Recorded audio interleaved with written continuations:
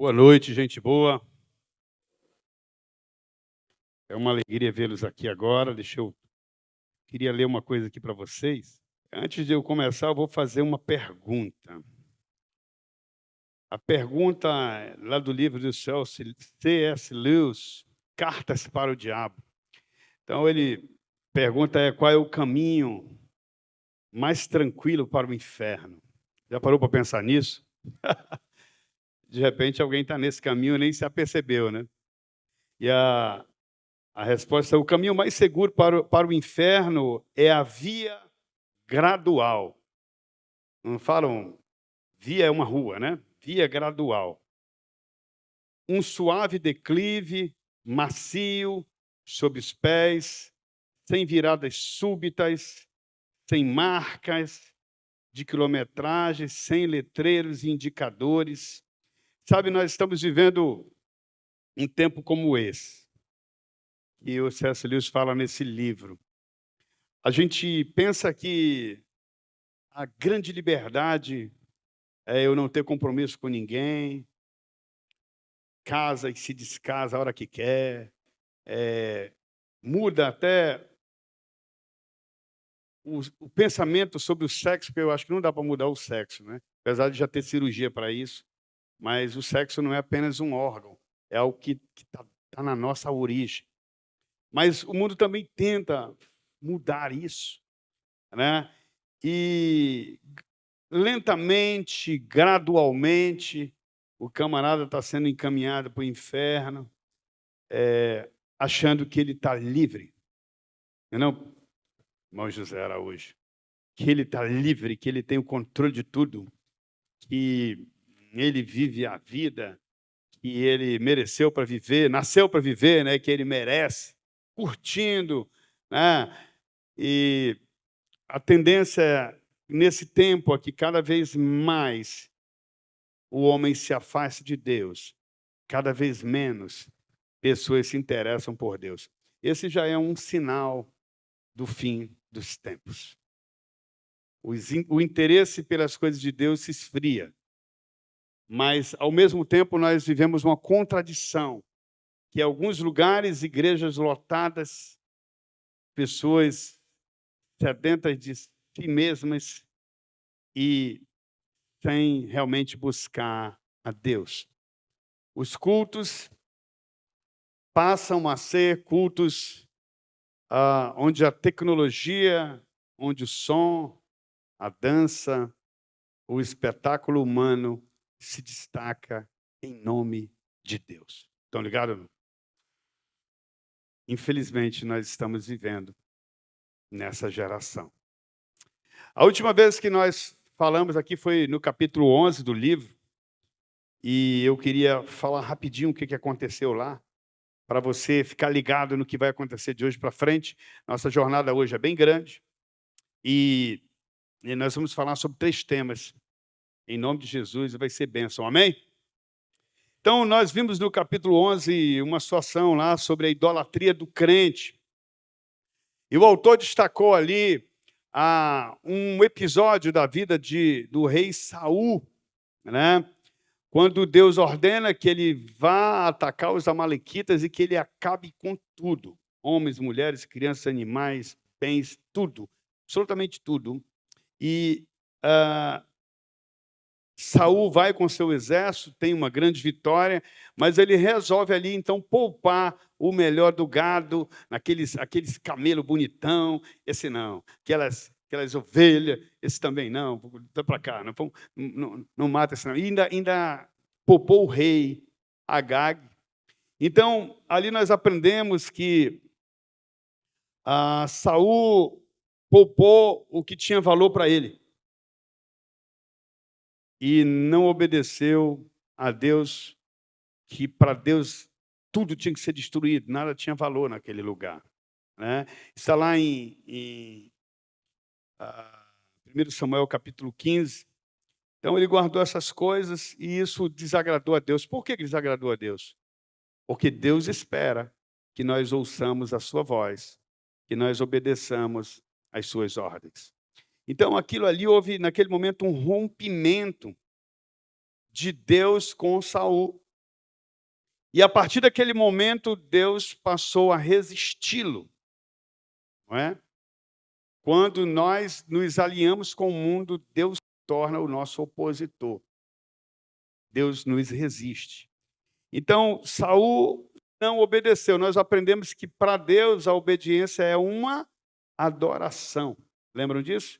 Quando Abraão foi com seu filho para sacrificá-lo, ele falou para os seus homens: esperem um pouquinho que eu vou ali com o rapaz adorar ao Senhor. Ou seja, eu estou indo ali obedecer ao Senhor.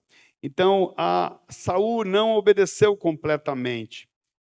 Ele não foi fiel a Deus. Deus não aceita meia obediência. 99% da obediência. Né? Porque para isso, Deus chama isso de rebeldia. Né? Então, Deus espera 100% da nossa obediência. Foi isso que nós vimos ali. E Saul só obedeceu até onde ele queria. Parece com alguns de nós em alguns momentos. Né? Nós obedecemos até onde nos interessa, até onde não mexe com o nosso ídolo. Né? Onde não mexe com a área que nós estamos no controle. E hoje nós vamos falar um pouco sobre o tema aliviando a pressão. Vamos falar um pouco sobre Saul também. Feche seus olhos. Eu peço, se você puder, desligue-se de tudo lá fora, desligue-se do seu celular por 1h30, deixe ele no silencioso, e para que você não seja roubado daquilo que Deus tem para ti hoje. Paizinho, toda honra e glória nós damos a ti. Nós vamos agora começar a ministrar a tua palavra. Eu te peço, Senhor Deus, fala através de mim. O Senhor sabe que eu nada sou, que eu preciso de ti. Me dá toda a força, a capacidade, o entendimento, a inteligência, que possa te honrar. E que a sua palavra, Senhor, como ela mesma promete, não volte vazia. Que o Senhor nos dê instrução hoje, para que possamos aprender a resistir, te obedecendo.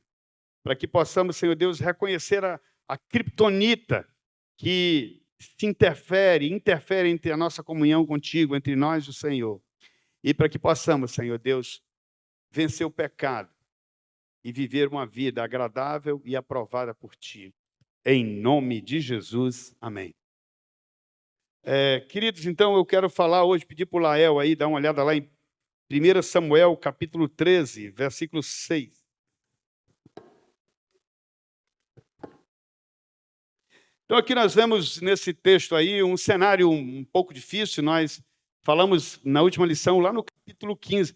Lá no capítulo 15. Agora a gente vai andar um pouquinho para trás, porque para a gente ver um outro episódio da vida de Saul. Né? Então aí, 1 Samuel 13, nós vemos um cenário também de guerra. Naquele momento, o exército de Israel estava se formando, e estava diante deles um exército muito poderoso, que era o exército dos filisteus, com milhares de homens, como se fosse areia, né? Com 3.000 carros, que simbolizavam carroças, era como se fosse no tanque de guerra. E Saul precisava enfrentar os filisteus, e aquilo tudo gerou um desespero. Olha o que diz aí. Vendo, pois, os homens de Israel. Vamos ler juntos? Vendo.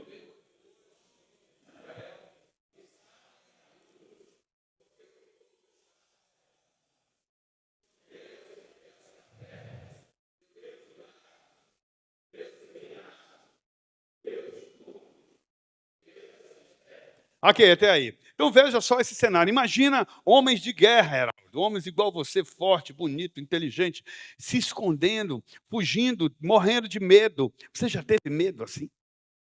Medo, pavor. Nós vamos morrer. É uma luta desleal. Não tem como vencer esses caras. É muita gente. Eles estão muito preparados. Então eles estavam ali naquela situação, de fato, apavorados. E aí o versículo 8 diz o quê? 7. Esperou-se. Não, vê o 7. Eu pulei, perdão, eu que errei. É o 7. 7 e 8 em seguida. Vamos ler juntos? Juntos. Também.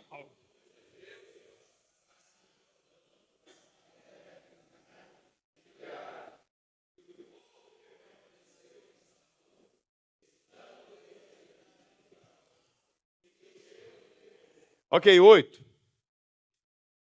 Então esperou Saul 7 dias, segundo o prazo determinado por Samuel, não vindo, porém, Samuel a Gilgal, o povo foi se espalhando dali. Então, se já estava ruim, agora começou a ficar pior, porque os caras começavam, como a gente fala na linguagem amazonense aqui, vazar, né? Os caras começaram a ir embora e Saul tinha uma esperança de que se Samuel chegasse, sacrificasse, os homens ganhassem força, porque dizer, agora o Senhor vai lutar por nós, o Senhor vai lutar conosco, nós vamos vencer esses caras de qualquer jeito. Mas aí, gente boa, Samuel demora quantos dias? 7 dias.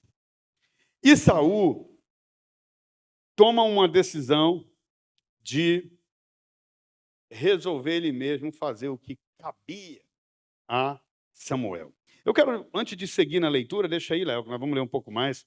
Eu quero dizer para você que Saul teve a percepção certa que o mover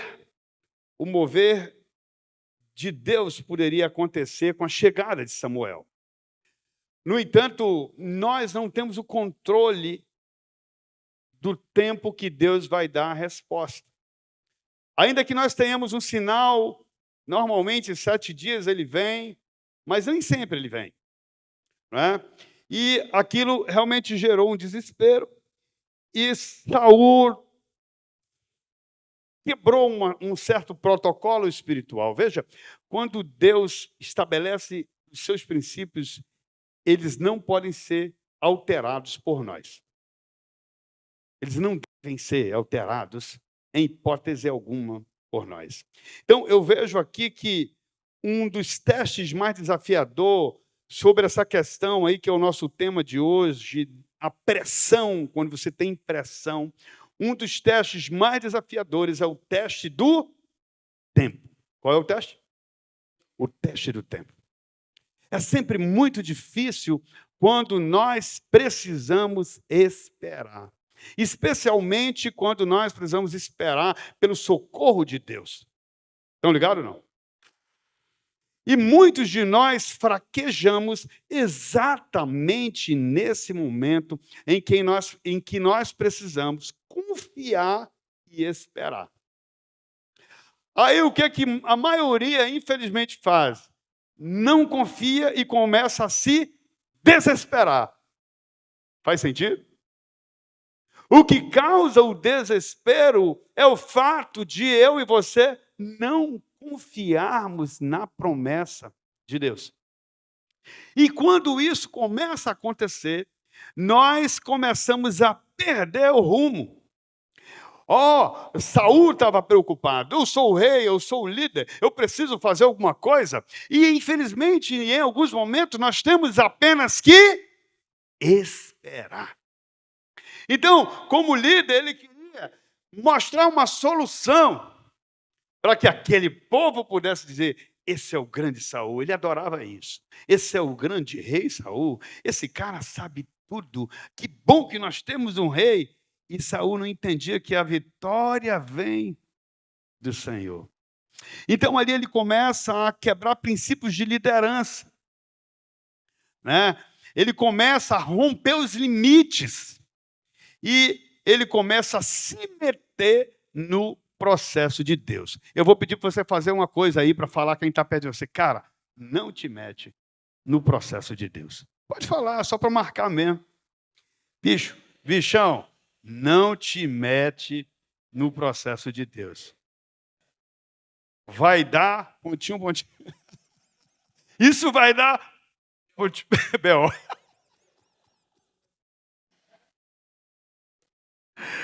Ai. Quando a gente... Vamos ler mais um pouquinho, o 9. Vai lá, Lael. Não é o Lael hoje. Então disse Saul o quê? Trazei-me holocaustos e ofertas pacíficas. O que mais? E aí o cara se lascou. E ele ofereceu o holocausto. Lê mais um pouco. Vamos ler mais um pouco. Mais um. 10. Vamos lá, fica ligado aí, queridão. Mal acabou ele de oferecer, olha o que acontece, o holocausto. Eis que chegou e veio ao encontro para saudar. É como se o seu chefe, só um exemplo exagerado aqui, tivesse que assinar o cheque, o cobrador está na pressão, aí o gente boa lá, o gerente, diz, traz aqui que eu mesmo vou assinar. Quando ele termina de assinar, chega o chefe. E agora, como é que explica? Aí vamos ler mais. Samuel perguntou, que fizeste? Saul respondeu. O que ele respondeu?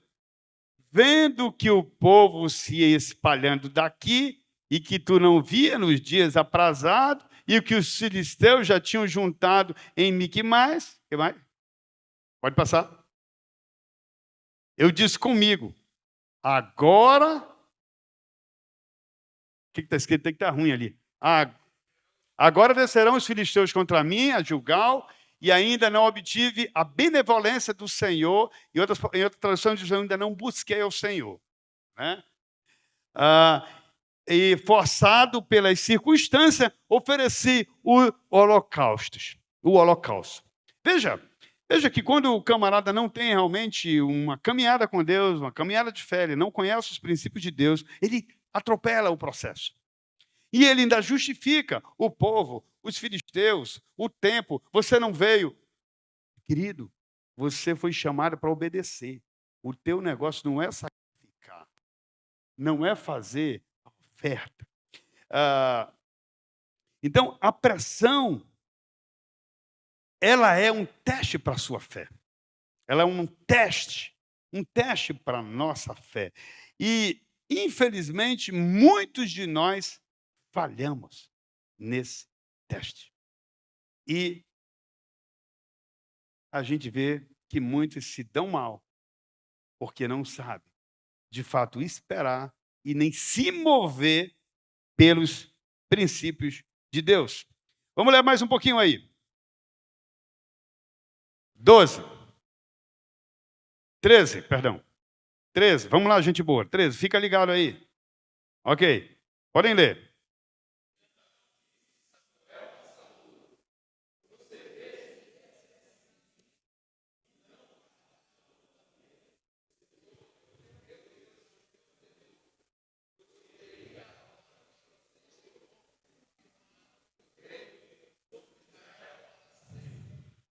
Bom, essa linguagem não é muito boa aí, a revista atualizada. Neciamente, né? Traduzindo na linguagem amazonense, é lesamente, leso. Então está dizendo, cara, você agiu como um tolo. Você é louco. Você tem noção do que você fez? Ok, mudou, né? Então, ele, você agiu como um tolo. Exclamou Samuel, não guardou o quê? A ordem, o mandamento que o Senhor, seu Deus, lhe deu. Se tivesse obedecido, o Senhor teria estabelecido o seu reino para sempre. Está vendo como é louco o cara falhar no teste de fé, de confiança? Isso, querido, acontece em diversas áreas das nossas vidas. Às vezes você está na pressão porque tem que pagar um compromisso. E aí você toma a decisão de dizer, eu vou fraudar aqui o negócio. Ou então eu vou emprestar o dinheiro do agiota. Ou então eu vou vender uma coisa de alguém, eu vou vender esse contrabaixo que está aqui comigo, aqui em casa, e depois eu consigo dinheiro e compro outro. Aí vende o contrabaixo que não é dele, porque ele não sabe esperar no tempo de Deus. Gostou da ideia aí? Eu estou achando que o negócio... Então, queridos, às vezes também falhamos na nossa conduta moral, porque nós não sabemos resistir à pressão dos amigos. Cara, está na pior, vamos dar uma volta, vamos para a balada, vamos curtir. Ele tem umas meninas ali e tal, legal, todo mundo gente boa, vamos beber, vamos. E aí você vai e cede à pressão porque você não segue o mandamento, estão ligados? Você precisa entender o mandamento, você precisa entender a ordem do Senhor. Não é permitido isso. Você não pode tomar o lugar do outro. Você não pode usurpar a posição do sacerdote. E aí Samuel diz para ele, cara, tu fez a maior caca da tua vida. Se você tivesse obedecido, Deus iria estabelecer o teu reino para sempre. E agora põe o 14. E aí o que ele fala?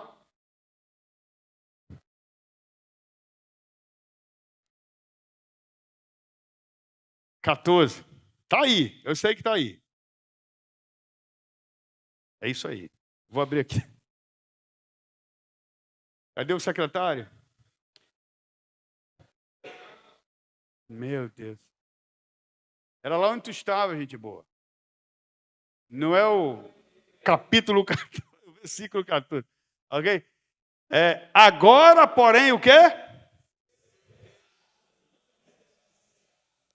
Pois o Senhor escolheu um homem segundo o coração dele. Um homem que obedece. Um homem segundo o coração de Deus é um homem que obedece. E o que mais? O Senhor já designou esse homem para ser líder de seu povo, pois você não obedeceu ao mandamento de Deus, né? O mandamento do Senhor. Então veja só, querido, naquele momento a função de Saul era esperar o comando do profeta. O profeta tinha um papel diferente de hoje, né? Dos pastores de hoje. E ele precisava esperar. Naquele momento, ele passou por cima de todas as instruções de Deus e não ouviu a voz do profeta. Sabe, uma das funções do profeta é nos alertar dos nossos erros. Talvez, às vezes, eu estou pregando aqui e eu sempre falo para você, quando eu faço um apelo no final, se Deus falou contigo, obedece rápido. Porque eu nem sei que eu estou falando para você que está ouvindo aquilo. Mas o Senhor sabe. Então, Ele está me usando como profeta para orientar você, orientar o povo do Senhor, para se voltar para Deus. Bom, como Saul era um homem inseguro, ele não conseguia confiar plenamente em Deus. Ele não era satisfeito em Deus. Ele não era contente em Deus. Ele não obedecia plenamente a Deus. Ele sentia a pressão e corria logo para achar a sua própria solução. Quando o homem é satisfeito em Deus, ele sabe esperar. Então aqui eu fiz uma pergunta. Em situação de pressão, o que fazer? Faça assim comigo. Buscar a orientação de Deus. Ok? E se você não tem ainda a orientação de Deus, continue buscando. 2, tomar a decisão que Deus aprova. Então, se você tem que tomar uma decisão, mas aquela decisão significa trair o seu patrão, trair a sua mulher, trapacear, significa falar mal do seu pastor, do seu líder, não, Deus não aprova essa decisão, não pode ser tomada. 3, buscar ajuda com o profeta de Deus. Você tem que marcar uma hora com o pastor, com o seu profeta, com alguém que vai te dar uma orientação, como seguir diante daquela luta que você está enfrentando. Então, você deve seguir o processo de Deus. Eu lembro de uma outra história que aconteceu com o mesmo rei Saul, aliás, com o rei Davi. Né? Depois que Deus disse, rasguei, está lá no capítulo 30 de Samuel. Sabe que os amalequitas foi dizimado, Sérgio, totalmente, sabe por quem? Por Davi. Capítulo 30 de 1 Samuel vai dizer, Davi aniquilou os amalequitas, que Saul passou a mão pela cabeça e desobedeceu. Né? Então, foi aquele episódio em que Davi chega com os seus homens e tinha passado os amalequitas lá em Ziclag, e tinha levado as mulheres, os filhos. Lembra dessa história? E ali, que pressão foi aquela? Que pressão! Porque os próprios soldados, os homens, os valentes de Davi, ficaram tão chateados, tão incomodados, tão angustiados, que chegaram a dizer: vamos apedrejar Davi.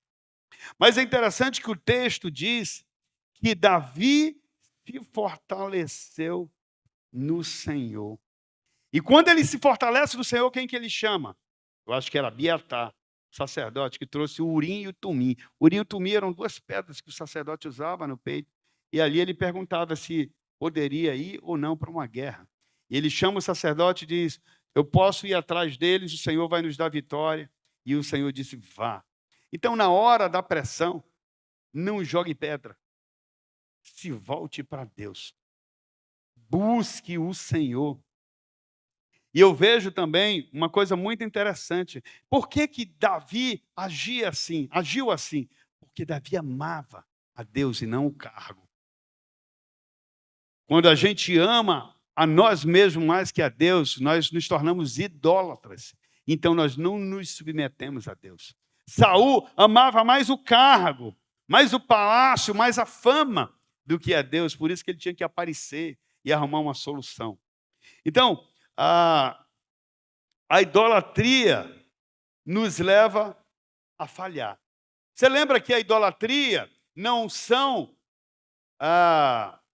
estátuas, templos, crucifixos. Idolatria não é você estar diante de uma imagem. O que ele está falando aqui, a idolatria é aquilo que ocupa de fato e de verdade o lugar de Deus na sua vida.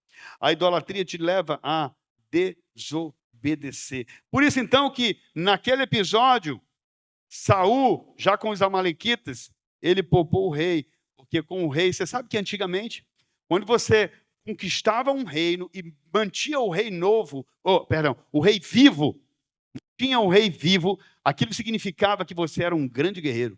E aquele rei era teu troféu. Deus disse: mata tudo, inclusive o rei. Ele trouxe o rei, porque ele disse: ei, olha aqui, eu sou o grande Saul. Estou com o rei Agag aqui. É interessante na história que, logo depois, em seguida, Samuel chama o rei talvez foi animado e disse: pô, finalmente eu vou ser liberto. E Samuel dizima ele: faz aquilo que Saul não fez. Um outro ponto foi que ele poupou o melhor das ovelhas, o gado, os camelos, para mostrar para o povo que trouxe despojo, que ele trouxe conquista. Saul idolatrava o cargo. Está muito claro isso. Né? E a cobiça do coração dele, de poder, de conquista, o afastava de Deus. Ele precisava ser visto, um outro ponto. Saul gostava de se idolatrar diante do povo. Né? Lembra que ele criou até uma estátua. Então, queridos, nós devemos ter muito cuidado. Tudo aquilo que ocupa o lugar de Deus na sua vida é um ídolo. É um ídolo. E se você não parar esse ídolo, ele vai te levar a adorá-lo. E Deus não divide a sua glória com ninguém. O único a ser adorado é Ele. Então eu peço, pense nisso. Pense nisso. O que você tem adorado? O seu trabalho, o seu dinheiro, o seu patrão, até mesmo o seu ministério, né? Queridos, Deus é a única fonte de sustento.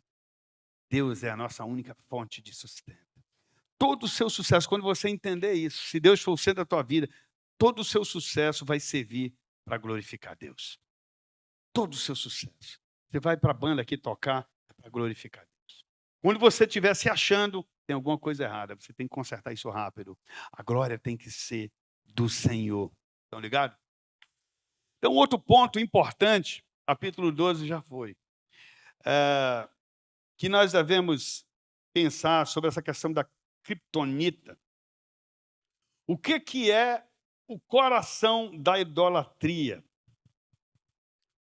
O coração da idolatria é quando eu chego no nível em que eu deixo Deus em segundo plano e adoro, ou seja, me movo em função daquilo que me satisfaz. E olha, isso às vezes ele é demonstrado de uma maneira, às vezes, muito disfarçada. Porque você diz assim: não, eu não vou para o culto, eu não vou para os amigos de fé, porque eu vou trabalhar. Trabalhar, legal. Trabalhar é bom. Trabalhar, sustento da família. Deus ama a família. E muitas vezes você não vai porque você colocou aquilo como um ídolo. Você não segue o mandamento. Você estabelece ídolo. E aí a gente passa a ter uma visão distorcida de Deus. Se o meu trabalho está acima do meu Deus, tem alguma coisa errada. Porque eu não estou glorificando a Deus com o meu trabalho. Inclusive, nós estamos fazendo um devocional sobre o trabalho, né? Nesse momento. Então, o seu trabalho é uma maneira de você glorificar a Deus. Precisa ter a hora de ir para o trabalho, precisa ter a hora de estar com o Senhor. Precisa ter a hora de você estabelecer a comunhão com a igreja. Porque isso é um mandamento. Quando isso começa a fugir, nós começamos a cair no engano. E aí a gente começa a dar essas justificativas. Eu mesmo tenho que me vigiar disso o tempo todo. E aí nós começamos a confiar no trabalho mais do que em Deus. Nós começamos a confiar naquela pessoa, que muitas vezes o inimigo usa mesmo. Porque se você disser assim, você é um bom profissional, você diz assim: ô, meu patrão, eu quero lhe dizer uma coisa, eu não posso ficar hoje, porque hoje eu tenho culto. E foi Deus que me deu esse emprego. Você imagina, o cara vai ficar louco se você disser algo para ele assim. E se eu for para a igreja, o senhor vai ser abençoado, porque eu vou cultuar a Deus, eu vou orar para você, pela sua empresa, pelo seu negócio. Eu preciso adorar o Senhor, eu não posso ficar hoje. Se você for embora, eu vou lhe dar conta. Eu não posso ficar. Lembra lá de Daniel? De Daniel que não se submeteu às iguarias do rei, não comeu, não se alimentou igual os outros. 10 dias de teste. Quando ele foi, depois de 3 anos de estudo lá na Babilônia, foi na presença do rei. O rei fez todas as perguntas para todo mundo e ele concluiu: Daniel, ele é 10 vezes mais sábio do que todos os outros sábios e inteligentes. Por quê? Porque ele obedeceu ao Senhor. A criptonita de Satanás, ela entra sutilmente, ela vai minando a estrutura da sua fé e vai trazendo compensações humanas, carnais. Lembre, você é eterno. Você não está vivendo aqui para sempre. Você vai morrer um dia.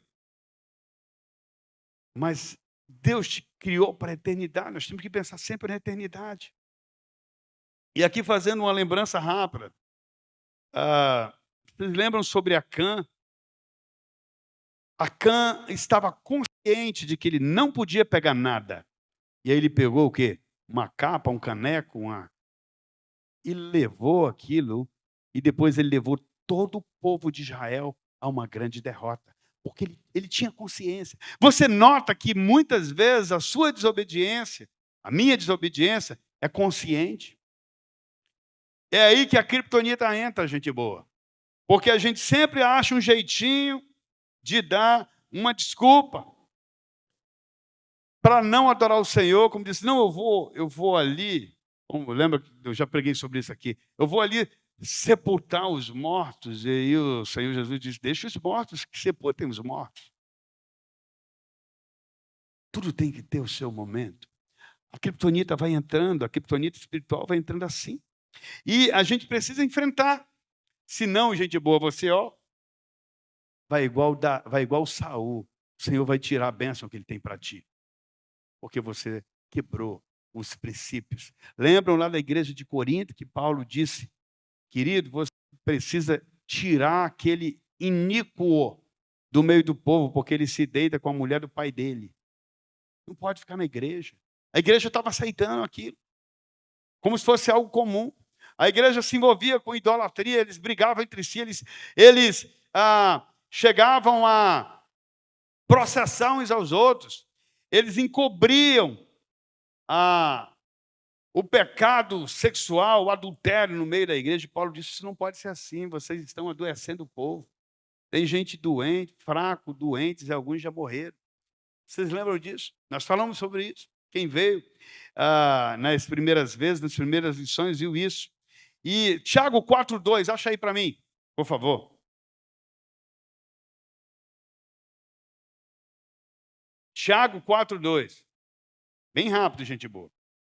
Então veja o que aqui diz aí Tiago. Estou não, gente? Ele fala sobre a cobiça, sobre a inveja. Ele diz o quê? Querem o que não têm e até matam para consegui-lo. Sabe, gente, nós vivemos hoje, por exemplo, o adultério entre homens e mulheres. Você não se satisfaz com o que tem. Alguns matam. Vocês devem ver isso no noticiário o tempo todo. Não é? Invejam o que os outros possuem, lutam e fazem guerra para tomar deles. E, no entanto, não têm o que desejam porque não pedem. Olha, põe mais. E quando pedem, não recebem, pois seus motivos são errados. Pedem apenas o que lhes dá prazer. Então vejam, esses crentes, eles foram, mais na frente você vai ver, eles foram chamados de adúlteros.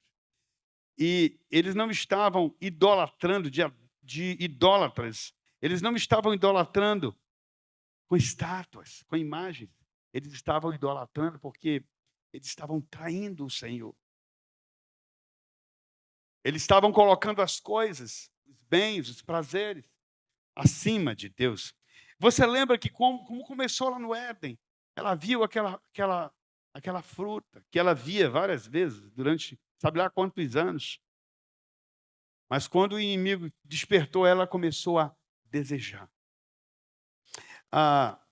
Alguns de nós temos assim a tendência muito fácil, a maioria dos homens, todos os homens, na verdade, eles são atraídos pelo que veio. Se vê uma mulher bonita passando na rua, o cara olha. E eu vou dizer para você, não tem problema você olhar, porque graças a Deus você não é cego. O problema é quando você começa a olhar demais e quando você começa a contemplar. E quando você começa a desejar. E aí a Bíblia diz, o próprio Tiago diz que o pecado já nasceu. Só vai esperar uma ocasião. Então, a cobiça, ela vem, querido, quando você não coloca os limites de Deus. E eu falo aqui como experiência própria, eu não sou diferente de você. Mas eu tenho que virar a cara. Porque eu sei que Deus está vendo que eu estou cobiçando, eu estou na tendência de cobiçar aquilo que eu não posso. Cobiçais o que vocês não podem ter, porque não agrada ao Senhor. Né? Ele chama de adúlteros. Não percebe que a amizade com o mundo os torna inimigo de Deus? Repito, se desejam ser amigo do mundo, vocês se tornam inimigos de Deus. Então vejam, queridos, se nós não vigiarmos, a tendência é a gente ser dominado pelo pecado, pela criptonita. E um ponto importante, querido, ame a palavra toda. Gente, eu vou falar aqui para você, eu nunca vi um homem realmente fiel a Deus que ele se deu mal. Eu nunca vi. Deus sempre recompensa os seus fiéis. Veja, as recompensas não são somente aqui, são também eternas, na eternidade. A recompensa é eternas para nós. No entanto, a gente tem sempre essa visão distorcida, essa visão natural, esquece de olhar para o alto. E aí, facilmente a criptonita te domina. E quando a criptonita te domina, significa, querido, que Deus não tem mais o lugar dele na tua vida. Eu tenho, nesses dias nós tivemos uma experiência assim, muito forte com um jovem envolvido com homossexualismo. Eu tive que tomar uma decisão extremamente radical. Está muito quente aqui, dá para ligar isso?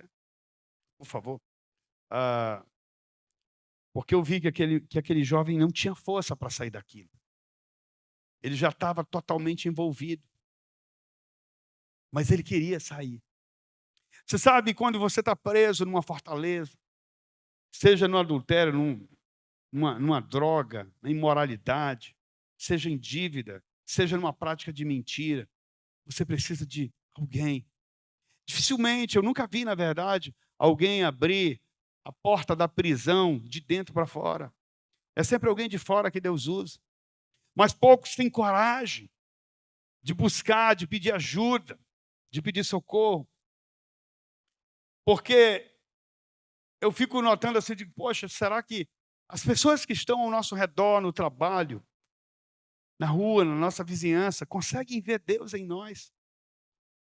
Conseguem ver compaixão em nós? Conseguem ver o nosso compromisso com Ele? Eu ando muito preocupado com isso, porque nós estamos vendo uma geração se perdendo, que não se propaga mais o Evangelho de Deus através das nossas vidas. O Evangelho de Deus está se expandindo, beleza, através da internet, tem lugares que são alcançados, bênção pura, mas a gente não tem visto mais homens de fato fiéis, homens que amam verdadeiramente a Deus, como nós víamos na igreja primitiva. Por quê, amigos? Amigos de fé, porque a criptonita entrou. E quando ela entra, ela corrompe os costumes. Ela corrompe o nosso comportamento. E a gente passa a viver uma vida disfarçada de crentes. Somos crentes até onde dá. Até onde não nos prejudique, até onde nos interesse. E isso não agrada a Deus. Eu me perguntei hoje o que realmente atrai pessoas à igreja. Eu já fiz essa pergunta aqui em outros momentos. Será que atrairia os homens aqui para os amigos de fé? Será que se nós tivéssemos um show de humor aqui, colocar o Domingo para contar piada, o Zeca para contar piada, é que ia lotar aqui, Domingo? Será, cara? Domingo está achando que é isso mesmo. Ou se nós tivéssemos um louvor mais moderno, os caras com as tatuagens aí legal, né? Olho preto tal, né? Aquelas garras do Drácula. Um negócio mais moderno na igreja, aquelas luzes iluminadas e tal. Fumacinha, cara, seria show. Será que atrairia? É possível. Mas agradaria a Deus? Agradaria a Deus? Gente, um homem de fé, que realmente age com fé, ele chama muito mais atenção do que luzes. Muito, muito mais atenção do que a piadinha. Ou até dessa música maravilhosa aí, que eu estou vendo ali que os meninos do louvor já estão animados. Estou brincando. Para fazer um louvor desse. Homens de fé é o que chama atenção. É a luz que dissipa as trevas. Não é as trevas que deve dominar, e sim a luz.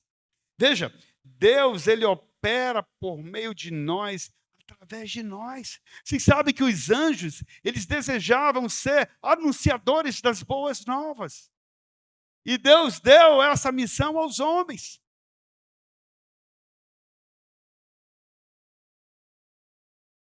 Eu tive que tomar uma decisão hoje muito séria para poder ajudar uma pessoa que eu nem conheço direito e que precisava de um socorro. Precisava sair de Manaus e que não tinha como sair, não tinha como comprar uma passagem. Eu tive que fazer isso. Caro, doeu.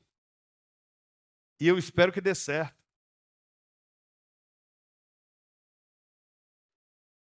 Parcelei para poder. Não estou arrependido, nem estou preocupado, porque tudo que eu tenho vem do Senhor. Mas aquilo tem que ser um testemunho na vida daquela pessoa. Ela é preciosa. Ela precisa de ajuda, ela precisa se recuperar. Ela precisa viver aquilo para o qual Deus o gerou, permitiu que ele fosse gerado, foi criado. Querido, nós precisamos espantar a criptonita do nosso meio. As infiltrações espirituais. Ser crentes autênticos em Jesus. Eu já me perguntei assim, Senhor, se o Senhor me desse uma igreja assim, igual o pastor Joctan, eu falo isso tranquilamente porque eu falo com o meu pastor isso o tempo todo. E eu digo, se isso um dia acontecer, é o Senhor que vai dar a ordem, eu vou só obedecer, né? Que Deus vai falar com tudo. Mas só como dando um exemplo. Será que uma igreja de sucesso hoje é uma igreja que está espocando de gente? Pode ser. Pode ser. Eu não sei. Mas o que eu digo é que não é fácil viver o evangelho porque o mundo está muito perto. Não percebe que a amizade com o mundo os torna inimigos de Deus? Onde que algumas igrejas estão se inspirando para os tipos de louvor que a gente vê por aí, os tipos de cenário que nós vemos por aí. Onde? Nas boates? Onde é que está a referência? Repito, se desejam ser amigos do mundo, vocês se tornam inimigos de Deus. Fique de pé rapidinho aí. Dê uma esticada nas suas pernas. Eu sei que o assunto está pesado, como sempre. Mas, domingo, mostra aí como é que faz o negócio do alongamento. Que eu vou precisar de mais 10 minutos de vocês para concluir. Olha só, meu Deus do céu, o cara tá uma máquina.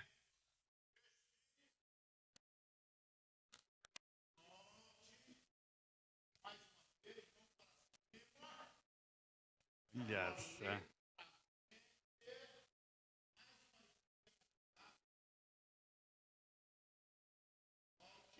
Rapaz, o cara é fera. Uma salva de palmas pro domingo. Quero falar uma coisa com vocês sobre o pecado para a gente encerrar hoje. Sente aí. Isaías 59, versículo 2. Nós estamos dentro do nosso horário, tá, gente boa? Estou ligado ali no horário. Tá legal. Diz assim: as vossas iniquidades fazem separação entre vós e o vosso Deus. Iniquidades é um pecado muitas vezes repetido, que se torna uma prática comum, e o cara nem percebe mais que ele está tendo aquilo como um comportamento que não agrada a Deus. A segunda parte do versículo diz assim: e os vossos pecados encobrem o seu rosto de vós, para que não vos ouça. Então vejam, eu quero falar nesse pequeno momento aqui sobre o pecado. É um negócio, um assunto que não tem sido tão falado, porque, na verdade, o que a gente tem visto muito é minimizar o pecado. Por isso que eu digo que o João Batista dificilmente pregaria nos nossos dias. Porque ele chegava e apontava o dedo na cara do rei. Dizia, tu é adúltero. Tu está com a mulher do teu irmão, seu sem vergonha. Desse jeito. O Elias era outro. Elias, ele encarava aquele casal lá, Jezebel, né? Acabe. Acabe acabou com a reputação dos homens. Ainda bem que a gente não segue Acabe, né? E não existe uma Jezebel sem um Acabe. O cara está sempre ali. Então Elias, ele se arriscou. Porque ele tinha que honrar os princípios de Deus. E ele sabia que a iniquidade ia separar o povo de Deus. Olha, a Bíblia diz que nada pode nos separar do amor de Deus. A angústia, a tribulação, a morte, a nudez, a fome, a espada. Paulo fala lá em Romanos sobre isso. Mas tem uma coisa que pode nos separar de Deus, que é o pecado. O pecado é uma barreira que essa criptonita que o autor coloca se interpõe entre nós e Deus e nos leva a fazer escolhas que agradam a nós e desagradam a Deus. Quando eu fui tratar com uma pessoa recentemente com envolvimento homossexual, e eu não me vejo melhor de que ninguém, nem de que um homossexual, uma prostituta, um assassino, eu preciso da mesma graça que eles precisam. E aquele jovem, desde pequeno numa igreja, foi envolvido, foi seduzido pelo pecado, seduzido, enganado. Aí Satanás vai sempre usar o mesmo. Engano pela sedução. E depois o cara vai dizer assim, eu não consigo, desde criança. Veja, o comportamento homossexual, está provado isso, inclusive pela ciência, é um comportamento aprendido. Ele não é de nascença. Alguma coisa aconteceu no meio do caminho que precisa ser tratado. Nós temos no Brasil a Pure Life, o Ministério Pure Life, que é o único lugar do mundo, além dos Estados Unidos, que existe Pure Life, é aqui no Brasil, é aqui em Brasília. E para lá que nós estamos começando a mandar, já mandamos um, tem um outro que vai para lá também para ser tratado 9 meses e ter a sua mente renovada em Cristo, ser revestido de Cristo para ele ser o que ele nasceu para ser. Interessante que você vai sempre perguntar a essas pessoas e eles vão dizer, no início eu tinha nojo, no início eu me sentia mal, mas depois eu já comecei a aceitar. O comportamento vai mudando. Ele vai aprendendo a ter um outro comportamento. E aí ele começa a nascer nele a natureza do engano. Essa é a natureza do pecado. Engano. E o cara começa a dizer que ele é o que ele não é. Estão entendendo? A pessoa começa a dizer que ela é o que ela não é. E o que ela é, de verdade, ela não acredita que possa ser de novo. Não existe mais o que ela é. Passa a existir o que ela não é. Assim, estranho, né? Parece meio confuso. Aí vocês estão me entendendo, estão ligados? Não? Então, a pessoa que nasceu para ser homem, ela começa a acreditar que ela não é homem. E o fato de ela ser homem não tem mais importância, porque o pecado a enganou, a seduziu. E aquela pessoa vai se desenvolvendo na prática do pecado e vai perdendo a sensibilidade para Deus. E o pecado nos engana porque às vezes ele diz assim, cara, vai de boa, como eu li aqui no início, qual é o melhor caminho para o inferno, né? Que o C.S. Lewis fala, né? Você vai aceitando aos poucos. E daqui a pouco o camarada não tem mais controle. Uma das formas é trazer a distração, roubar a consciência. Amados, quando eu já tive uma situação de um homem de idade dizer para mim, pastor, estou começando a ter imaginações com homens, sexuais com homens. Isso não vem do nada, tem sempre uma raiz. Então, quando o Senhor realmente vai perdendo o lugar de Deus, de Senhor, de Rei, de centro na sua vida, você começa a ficar vulnerável, gente boa. E aí basta uma oportunidade que vai ser oferecida lentamente. Cara, dá só uma tomadinha, não é só um pouquinho de cerveja, bicho. Está gelado, hoje está um calor enorme. Tu é filho de Deus, cara. O cara ainda diz isso. Tu merece, meu. Tá bom, me dá aí.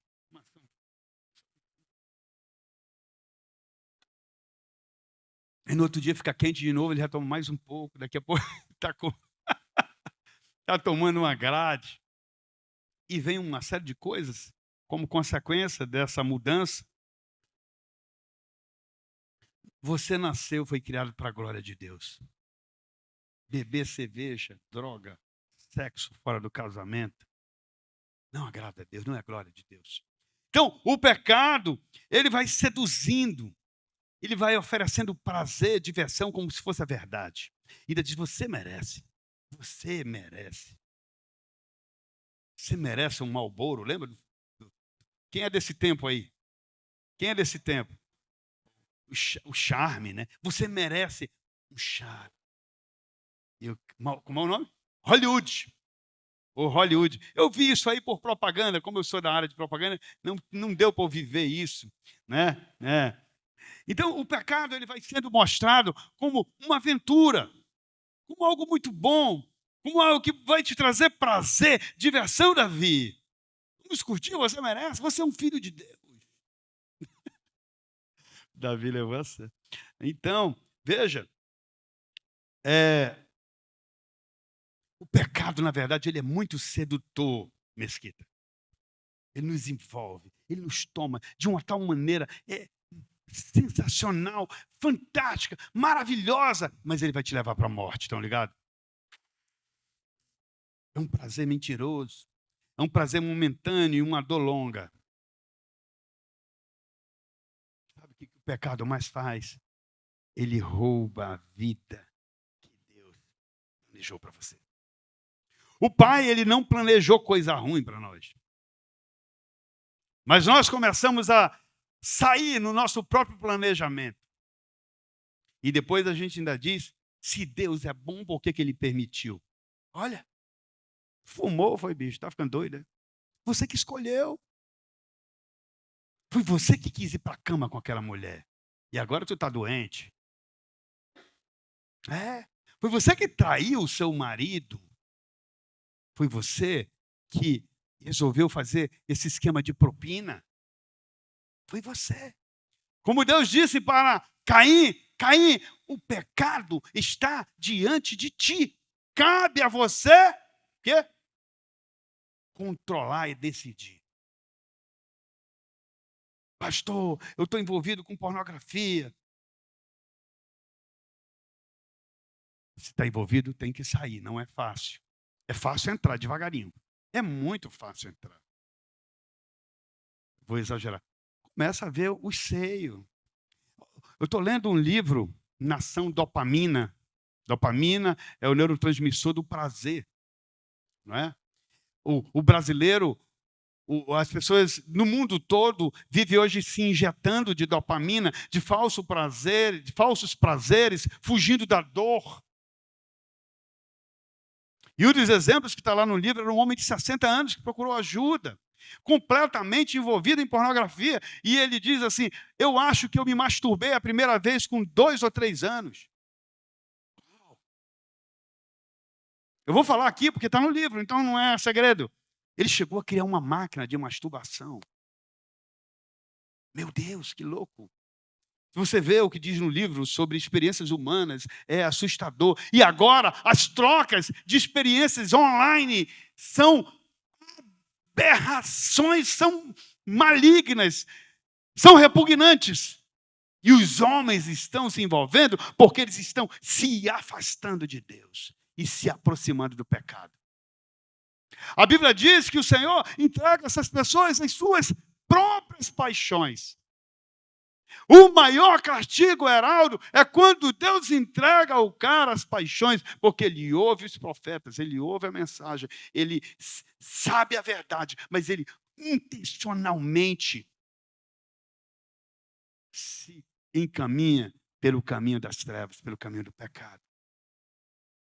Por isso que pecado rouba a vida que Deus preparou para ti.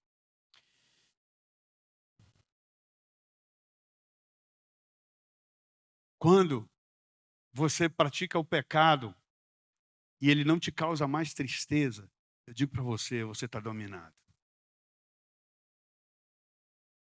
Porque nas primeiras vezes que o cara faz algo que desagrada a Deus, seja ele um homem hétero, ou outra opção que ele tenha escolhido, ou ela tenha escolhido, ele vai sentir tristeza, ele vai sentir nojo, ele vai sentir culpa. Mas à medida que ele avança, isso vai mudando o comportamento daquela pessoa. E ela já não faz mais com tanta dor, com tanta tristeza. Então ela começa a andar abraçada com o pecado, em direção ao inferno, em direção à morte, em direção à dor. Não sou eu que estou dizendo isso, eu não quero ser dramático aqui com você. E o pior de tudo é que quando nós nos envolvemos com o mundo, amamos o mundo, o Senhor diz, você se torna inimigo de Deus. Porque eu quero dizer para você, Deus tem todos os princípios, os meios para você ter prazer, sem essa ideia de dopamina, sem esse estímulo fake, carnal. Porque se você for analisar bem, por que o cara precisa de mais de uma mulher? Às vezes ele não dá conta nem de uma. Por que a pessoa, se não se satisfaz com a mulher, o homem tem que se deitar com outro homem? Ou a mulher tem que se deitar com outra mulher? Do que nós temos enchido a nossa mente? Quais são as referências? Viram aí a Madonna? Que está aí no... Eu não assisto aquilo, mas é quase impossível não ver, porque a Globo está divulgando mulheres se beijando, simulando sexo no palco. E as pessoas aplaudem. E tem crente que aplaude. Enquanto nós não nos entristecermos com o pecado, nós não vamos experimentar o verdadeiro arrependimento. Satanás ele vai atacar sempre com a mesma linha. engano, sedução, te pega devagarinho. Eu ouvi em algum lugar esses dias que Satanás, quando você se conserta numa área, digamos que foi pornografia, digamos, só um exemplo, pode ser qualquer área, e você se volta para Deus, você se arrepende, você realmente se arrepende, se volta para Deus, começa a ter uma prática diferente, ele vai ficar rondando. Basta uma brecha e te pega de novo. É isso mesmo, eu ouvi um pastor contando que ele tinha ajudado um rapaz, colocou ele num centro de recuperação, no caso dele era alcoolismo, e ele se recuperou, ele ficou 7 anos sem se contaminar. Mas um dia ele cedeu e se embriagou. 2 dias depois ele foi encontrado numa vala, morto. É isso que o pecado faz. É uma história real. Eu fico olhando, queridos. Meu Deus, é muito triste a gente ver homens. Às vezes eu estou com minha esposa, a gente já vê de longe como é que o cara anda. Querido, todos os trejeitos são transformados quando você se volta para Deus. Eu conheço vários amigos meus que são pastores hoje. O Igor, meu amigo, ele mora em Curitiba, ele é daqui do Pará. Ele foi para Jocum lá. O Igor, ele era garoto de programa. Ele ficava nas esquinas. Ele teve uma transformação muito profunda. Está casado, tem uma filha. O outro é o Saulo Navarro, da PIB de Curitiba. Ele conta o testemunho dele, como ele foi transformado. Ele e a noiva dele, que se tornou esposa, ambos viviam uma vida de engano. Ele era um homem, mas diziam que ele não era. Aquela menina também, diziam que ela não era uma mulher. Mas quando ela realmente encontrou com Jesus, eles foram transformados. Ele conta o testemunho dele até das recaídas, é algo extremamente profundo. E hoje ele é pastor, ele é útil nas mãos de Deus para resgatar vidas nessa área. Porque o poder de Deus, meus amados, é muito mais forte do que a criptonita do pecado. Estão ligados? Transforma as nossas vidas. Então, nós devemos resistir a Satanás com a verdade de Deus, com um bom testemunho. Eu lembro, Serginho, que eu tinha um amigo, ele é missionário hoje, mora lá em Tabatinga. Já é um homem já de idade. Os filhos dele são missionários também. Mas quando ele se converteu, ele era um cara muito forte. Não era mais bonito do que eu, mas chegava perto. Né? Se esforçava muito, ele era todo halterofilista. Cara, as meninas olhavam, cara, pô, cara bonitão e tal. E como ele sabia da sedução, ele criou uma estratégia. Quando ele ia para a academia, quando ele ia para a piscina, e chegava uma mulher perto, ele dizia logo o seguinte: eu sou cristão, eu sou lá da igreja, e dizia o nome da igreja que ele era. Cara, aquilo já afugentava aquela tentativa de sedução. E aquilo se tornou uma estratégia para guardá-lo das emboscadas de Satanás, porque era uma área que ele era fraco. Então ele criou estratégias. Se você é fraco numa área, você precisa criar estratégia para agradar a Deus. Que área você é fraco? Onde é que você é fraco? Você mente. Facilmente, mente como se estivesse dizendo a verdade. Você sabe quem é o pai da mentira, não sabe? E quem é o pai do pai da mentira? Dizem que virou presidente. Não sei se é verdade. Não sei se é verdade. Então, gente, para finalizar, tem uma parte na Bíblia que diz que Salomão, ele viu Deus 2 vezes. Você imagina Deus aparecer para você e dizer, cara, aquela linguagem jovem, né? Deus falando, cara, o que tu queres? Pede que eu te dou. E você sabe o que aconteceu. Ele se tornou o homem mais sábio de todos os tempos. Mas ele não vigiou e ele terminou adorando Baalins. se envolveu com muitas mulheres, quebrou tudo, terminou de um modo que não era aquilo que Deus planejou. Mas você lembra também de José, né?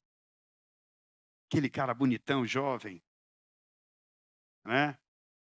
Como que ele terminou, mesmo tendo toda aquela sedução, toda aquela tentativa daquela mulher de seduzi-lo, de levá-lo para a cama? Ele disse: eu não posso desagradar o meu Deus.